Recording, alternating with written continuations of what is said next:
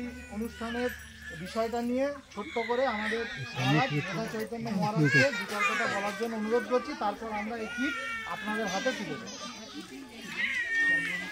সবাইকে আমার আশ্রমের তরফ থেকে শারদীয়ার শুভেচ্ছা এবং অভিনন্দন জানাই।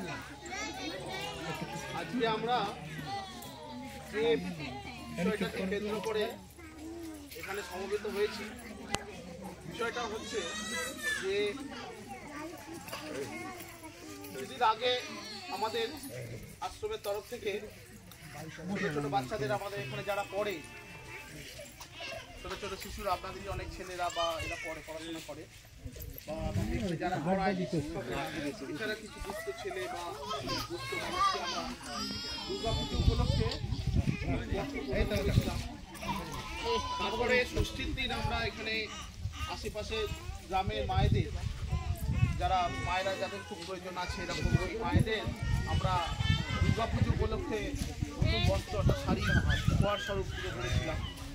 তো তারপরে কোনো কারণে আমাদের মধ্যে একটা ভাবনা আসে বা একটা সুযোগ আসে যে আমার এই গুরু ভাই একটা আমাকে প্রস্তাব দেয়, আমাদের আশ্রমে আমার গুরু ভাই স্বামী সুবোধানন্দ মহারাজ, যেরকম ছোট ছোট বাচ্চাদের জন্য রোটারি ক্লাবের তরফ থেকে একটা কিছু বেবি কিটসের ব্যবস্থা করা হতে পারে।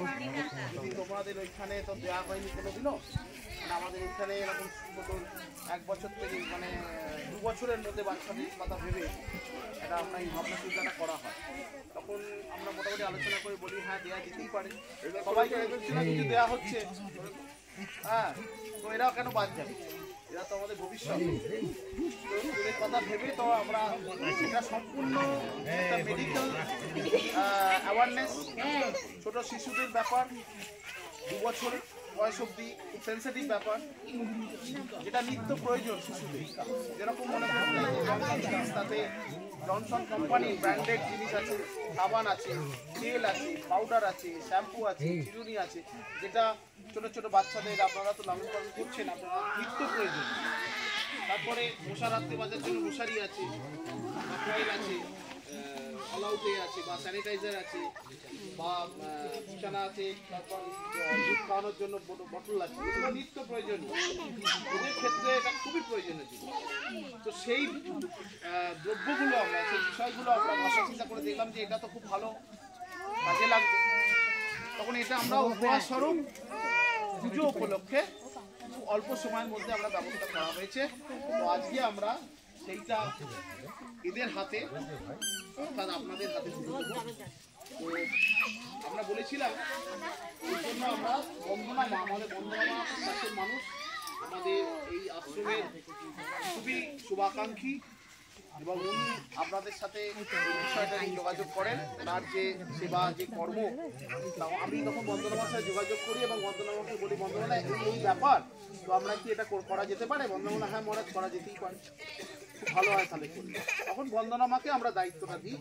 তো বন্দনামা সেইভাবে অর্গানাইজ করে আমরাও সাথে আছি, সবাই এক হয়ে।